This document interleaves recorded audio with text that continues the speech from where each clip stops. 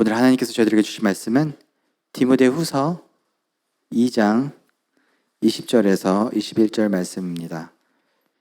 큰 집에는 금 그릇과 은 그릇뿐 아니라 나무 그릇과 질 그릇도 있어 귀하게 쓰는 것도 있고 천하게 쓰는 것도 있나니 그러므로 누구든지 이런 것에서 자기를 깨끗하게 하면 귀히 쓰는 그릇이 되어 거룩하고 주인의 쓰심에 합당하며 모든 선한 일에 준비함이 되리라. 아멘.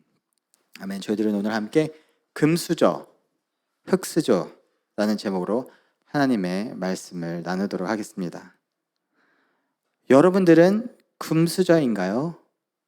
아니면 흙수저인가요? 각자 마음속에 답변이 있을 것입니다. 씩 눈웃음을 지으시면서 알긴 아시는구나, 내가 금수저인 줄 하시는 분들도 계실 테고, 또 어떤 분들은 사실 저는 흙수저입니다 라고 답변하시는 분들도 계실 겁니다. 제 답변을 드리자면 사실 저는 흙수저입니다. 제가 선교지에서 살았을 때는 그걸 별로 실감하지 못했습니다. 왜냐면 아프리카 친구들은 대개 저보다 교회에 있는 친구들은 많이 못 살았기 때문입니다. 근데 한국의 대학을 가서 그것을 제대로 실감하게 되었습니다. 제 여동생이 연년생이었기 때문에 제가 대학에 가고 그 다음 연도에 여동생이 대학을 가게 됐는데 부모님이 학비를 감당하는 게 현실적으로 불가능했습니다. 그래서 어떻게든 수단과 방법을 안 가리고 저의 학비를 해결해야 했습니다. 그래서 대학교 1학년 1학기 학비를 내주시고 그 다음부터 제가 어떻게든 장학금을 타든 알바를 하든 벌어서 학비를 내야 했습니다. 그래서 모든 수업을 1교시를 모든 수업을 마쳤습니다. 그래서 점심때쯤이면 수업이 끝나고 그때부터 알바를 시작했습니다. 그래서 영어과외, 불어과외 등 외모고시 준비하시는 분들의 불어과외, 프랑스 유학 가려는 분들의 불어과외 또는 영어과외를 하고 저녁 때쯤이면 봉사를 하러 갔습니다. 왜냐하면 장학금 받은 사람들은 봉사를 해야지 다음 학기에 또 장학금을 받던가 신청할 수 있는 자격이 주어집니다. 그래서 학교에서 지정한 천사원, 고아원 또는 장애인시설에 가서 봉사를 했습니다. 그리고 밤에 집에 들어오면 매일 영어 신문을 읽고 10분씩 회화하는 전화 영어 알바가 있었습니다. 그래서 한 사람당 10분씩. 그래서 그렇게 12명, 15명씩 이렇게 매일 하는 겁니다. 월, 화, 수, 목, 금. 매일 10분씩 통화를 하다 보니까 조금 친해졌다고 생각을 했나 봅니다. 하루는 이 친구가 저에게 물어봤습니다. Where are you from? 너 어디서 왔니? 근데 저희 원장님이 저에게 신신당부하기를 절대 아프리카에서 왔다고 얘기하지 말아라. 어느 누구도 아프리카에서 온 사람에게 영어를 배우고 싶어 하지 않는다. 그래서 그렇게 질문하면 미국이라고 답변하라고 저에게 교육을 시키셨습니다. 그래서 저는 답변했습니다. Oh, I'm from the States. 나 미국에서 왔어. 그랬더니 그 친구가 물어봤습니다. Oh, where? 미국 어디? 저는 미국 대륙을 밟아본 적도 없어서 들어본 거는 영화 볼 때 캘리포니아 들어본 것밖에 없어서 Oh, I'm from California 라고 답변을 했습니다. 그랬더니 더 들뜬 목소리로 그래, 나도 캘리포니아에서 살다 왔는데 캘리포니아 어디? 라고 질문을 하는 겁니다. 그래서 전 순간 당황해서 컴퓨터를 빨리 구글 맵으로 캘리포니아 지도를 찾았습니다. 그리고 외져 보이는 어떤 도시 아무거나 찍어서 그 도시 이름을 말했습니다. 그리고 겨우 잘리지 않고 위기를 명언하게 되었습니다. 그 다음부터 누군가가 저에게 Where are you from? 그러면 I'm from the States. 그래? 미국 어디? 하면 알래스카에서 왔어 라고 답변했습니다. 왜냐하면 알래스카에서 온 사람은 아무도 없을 것 같아서 알래스카라고 답변했습니다. 이렇게 전화 알바가 끝나면 새벽 12시에서 1시가 되었습니다. 그러면 또 공부를 하고 자고 다음날 또 학교를 가야 했습니다. 그러다 보니 금수저인 친구들이 참 부러웠습니다. 제가 기억하는 친구 중에 금수저 친구가 있었는데 이 친구는 두바이에서 살다가 온 친구였습니다. 그 아버지가 동남아권에 요식업, 체인점을 했습니다. 그래서 그 친구는 식당에만 가도 음식을 못 먹습니다. 워낙 많이 먹어서 냄새가 바로 난답니다. 그래서 집밥밖에 못 먹습니다. 그래서 집에서 할머니가 해준 밥을 먹고 부모님이 학비를 다 해결해주고 한 달에 용돈을 주는데 2,000불씩을 줬습니다. 그래서 입버릇처럼 도대체 왜 공부하는지 모르겠어. 평생 써도 다 못 쓰는 돈이 있는데 왜 도대체 공부는 왜 하라는 거지? 라고 불평을 늘어놓았습니다. 그런 그 친구를 볼 때면 저는 참 부럽다. 이 친구, 금수저 친구 부럽구나 라고 생각했던 적이 많습니다. 옛날에는 한국에 개천에서 용난다 라는 표현이 있었습니다. 하지만 오늘날에는 그런 표현을 더 이상 쓰지 않습니다. 오히려 수저론, 금수저, 흙수저라고 이야기합니다. 태어난 그 모습이 미래의 너의 모습이야 라고 이야기하는 겁니다. 크게 바뀌지 않을 거야 라는 표현입니다. 이 수저론은 영어 은수저를 물고 태어나다 라는 표현에서 비롯되었습니다. 유럽의 귀족들이 은식기를 많이 사용했는데 아기들이 태어나면 유모들이 은수저에다가 젖을 받아서 입에 물려주었습니다. 그 표현을 빗대어서 은수저를 물고 태어나다. 태어날 때부터 은수저를 물고 너는 어차피 커서도 귀족으로 살아야 할 거야 라는 표현입니다. 태어난 모습 그대로 그것이 너의 미래라는 표현입니다. 그런데 오늘 성경을 보면 이 수저론과 비슷한 이론이 등장합니다. 어떤 이론이냐면 바로 그릇론입니다. 오늘 말씀 20절 말씀 함께 읽도록 하겠습니다. 큰 집에는 금그릇과 은그릇뿐 아니라 나무그릇과 질그릇도 있어 귀하게 쓰는 것도 있고 천하게 쓰는 것도 있나니. 아멘. 큰 집에는 그릇들이 있다고 합니다. 어떤 그릇들이 있습니까? 금그릇이 있고 은그릇이 있고 나무그릇이 있고 질그릇이 있다고 합니다. 이 여러 가지 그릇들이 있는데 귀하게 쓰는 그릇도 있고 천하게 쓰는 그릇도 있다고 합니다. 그렇다면 어떤 그릇들이 귀한 그릇일까요? 저희들이 생각하기에 당연히 금그릇, 은그릇이 귀한 그릇일 것입니다. 특별한 손님들이 올 때면 이 금그릇을 꺼내고 은그릇을 꺼냈을 것입니다. 그렇다면 천한 그릇은 어떤 그릇이었을까요? 아마도 질그릇이 아닐까 생각해 봅니다. 이스라엘 문화에서 보면 이스라엘 풍습에 질그릇을 어떻게 여겼는지 구약 성경을 보면 알 수 있습니다. 구약 성경 레위기 11장에 보면 질그릇에 대해서 그릇론에 대해서 다음과 같이 표현하고 있습니다. 레위기 11장 32절 말씀 함께 읽도록 하겠습니다. 이런 것 중 어떤 것에 주검이 나무 그릇에든지 의복에든지 가죽에든지 자루에든지 무엇에 쓰는 그릇에든지 떨어지면 부정하여 지리니 물에 담그라. 저녁까지 부정하다가 정할 것이며. 아멘. 주검이, 죽은 시체가 뭐의 죽은 시체일까요? 집안에 돌아다니던 도마뱀이나 쥐의 죽은 시체가 나무 그릇에 떨어지면 어떻게 하라고 하나요? 물에 담그래요. 저녁까지. 그러고 나서 그러면 정해진대요. 그러면 닦아서 사용해도 된대요. 나무 그릇, 금그릇, 은그릇, 나무 그릇에 이런 부정한 게 떨어지면 물에 담갔다가 저녁에 닦아서 쓰면 된다고 합니다.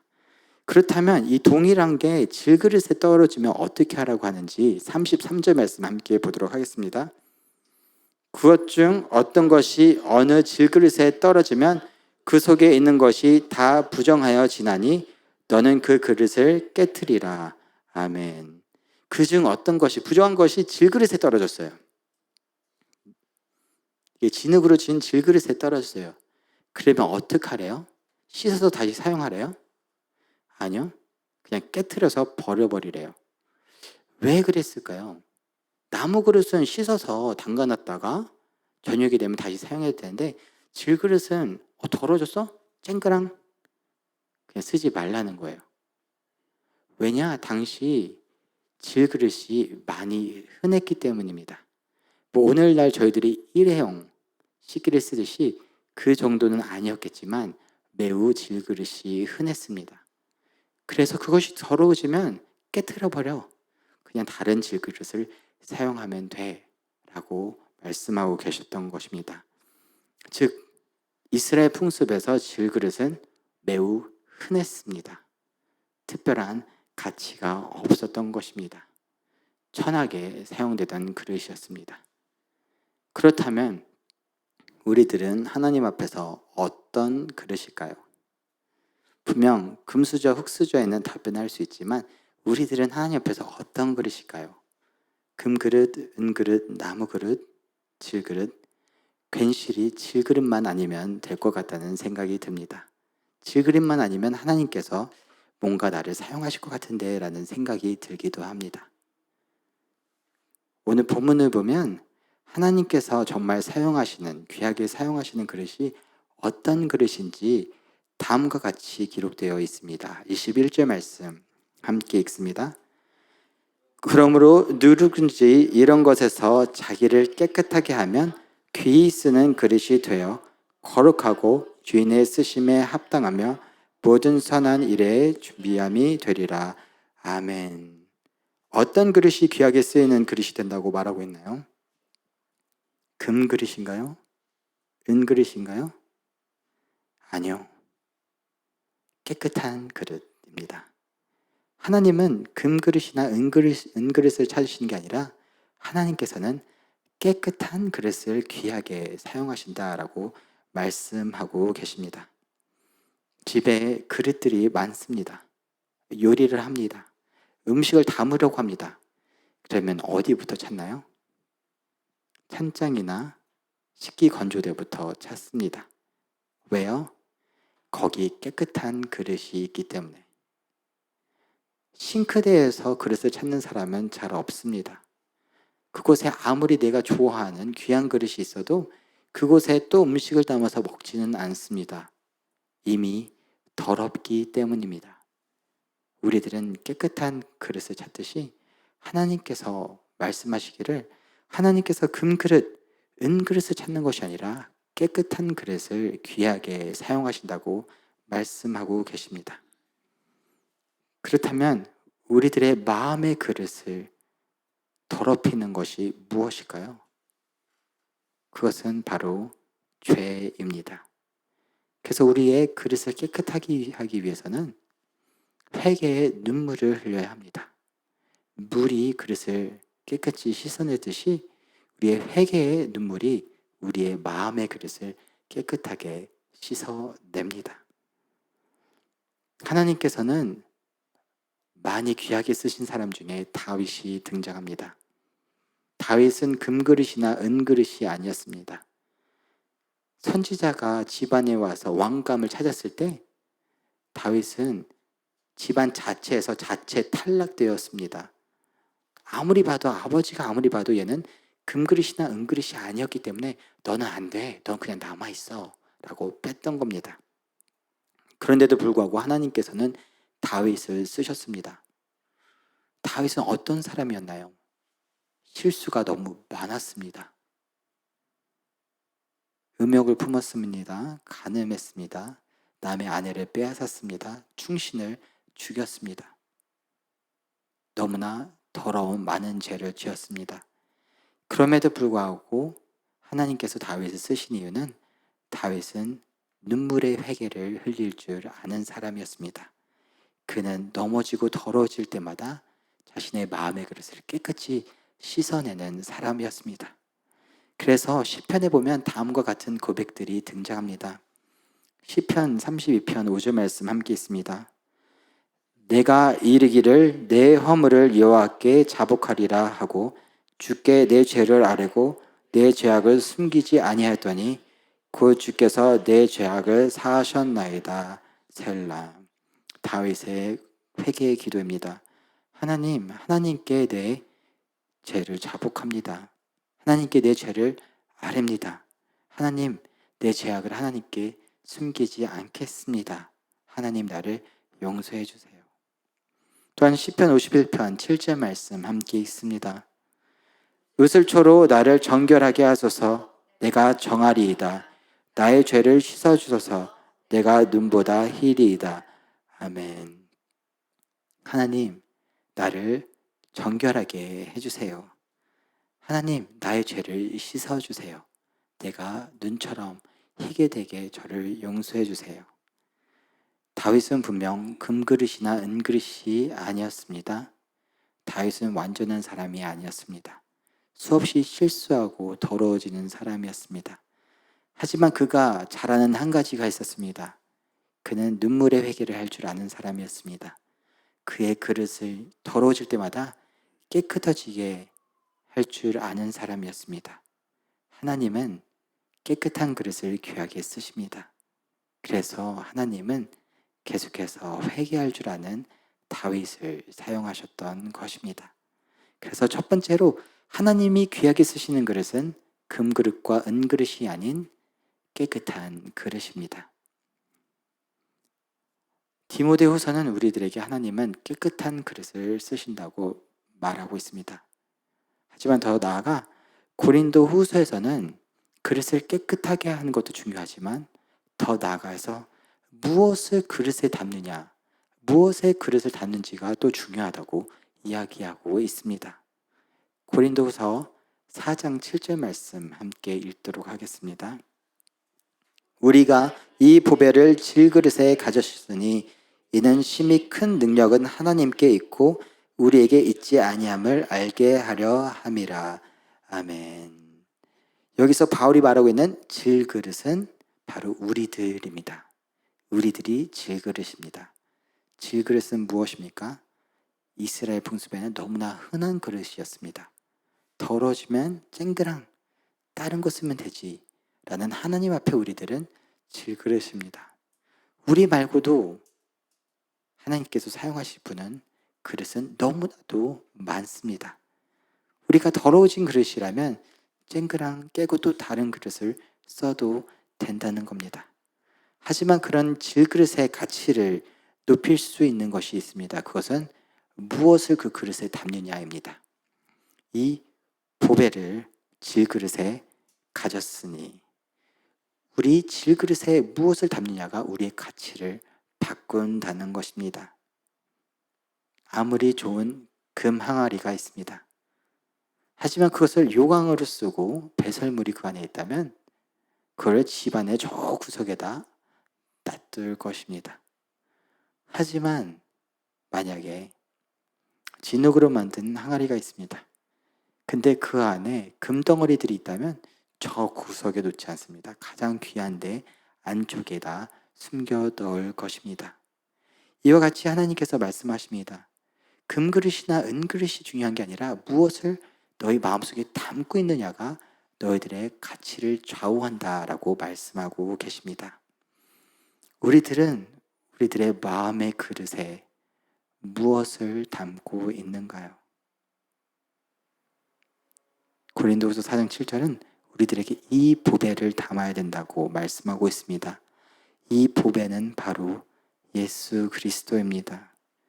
예수님을 우리들의 마음의 그릇에 담을 때 우리들의 마음의 그릇을 눈물로 깨끗하게 씻어내고 예수 그리스도를 우리 마음에 담고 있을 때 우리가 금그릇이든 은그릇이든 하나님 앞에 가장 귀한 그릇이 되는 것입니다.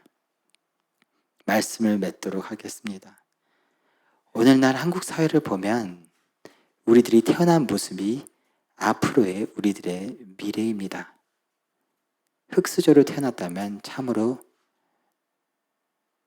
깜깜합니다. 또한 금수저로 태어났다면 참으로 안도의 한숨을 쉴 수가 있습니다. 하지만 성경에서 나타난 그릇론은 세상에서 말하는 수저론과 매우 다릅니다. 하나님께서는 금그릇, 은그릇, 나무그릇, 진흙그릇을 상관하지 않으십니다. 하나님께서 찾으시는 그릇은 실수하고 넘어지고 더러워져도 회개할 줄 아는, 눈물 흘리지 않은 깨끗한 그릇입니다. 또한 더 나아가 그 깨끗해진 그릇에 우리들이 무엇을 담고 있는지가 매우 중요합니다.